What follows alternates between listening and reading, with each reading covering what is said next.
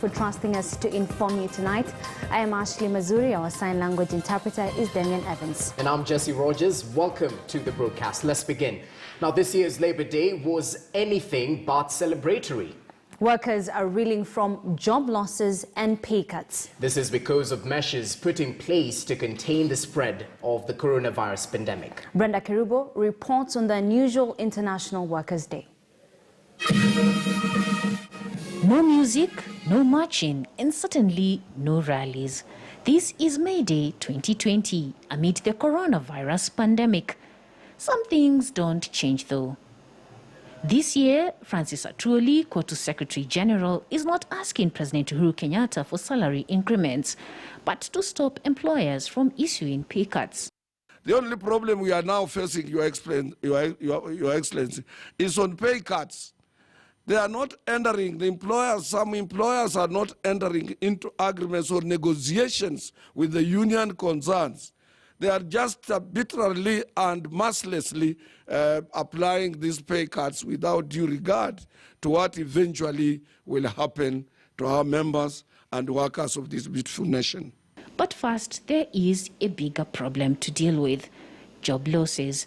You see, the Ministry of Labour has received 87 notices of redundancies affecting close to 134,000 employees.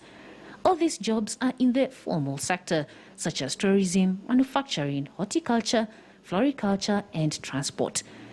The number represents about 4.6% of total recorded employment in the formal sector and excludes employees on unpaid leave and those on pay cut. Hatuna cha kujivunia sana kwa maana imetupata katika wakati mgumu sana ambao ni wakati wa msimu wa corona. Huu ni wakati mgumu, wafanyikazi, watu wengi wamepoteza kazi, kwa hivyo nasema hii Labour Day sio nzuri.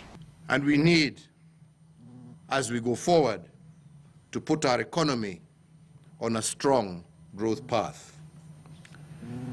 Because if we don't, we could lose upwards of 500,000 jobs over the next 6 months.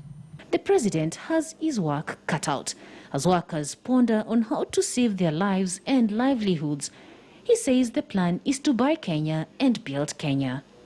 Let us spend our money amongst our own people so that they in turn can get to keep their jobs and feed their families. The day would not end until Covid-19 frontliners are celebrated. Special thanks also as well goes to our medical personnel, our doctors, nurses, clinical officers, laboratory technicians, cleaners in our health facilities. It is a Labour Day that was celebrated like no other in history, but the workers still remained the focus. This is why President Uhuru Kenyatta has pledged to revive the economy going forward. He also says that he will create a conducive environment to ensure they have a better say